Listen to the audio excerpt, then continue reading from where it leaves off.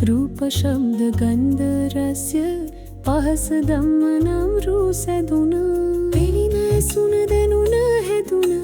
භවවදය දුක්ඛ හැදුන අවුද්දය කලම යුතුම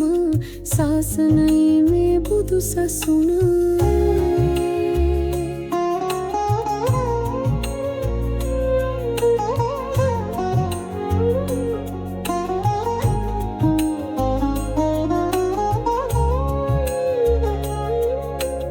සසරෙහි දුක දැක්ක කෙනෙක් එය නැති කරනා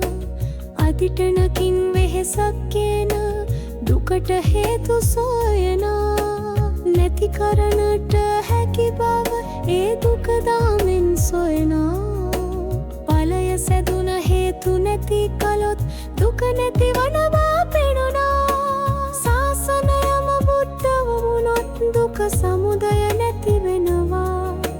සයයතන ස්පර්ශ නම් රූ නව සංඥාවට පෙරලෙනවා හේතු නිසා සංඥාවන් හටගෙන එතනම නැති වෙනවා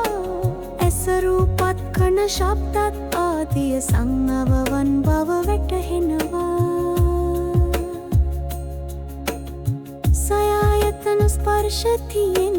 දෙයක් නිස භව කෙරුවේ භව කෙරුවේ නාම රූප නිත්‍ය කරන් සිතුවිලි සැඳුවේ ආත්ම වූයේ සිතුවිලි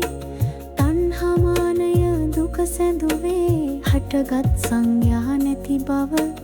දුටුවොත් කෙලෙසද භව සැඳුවේ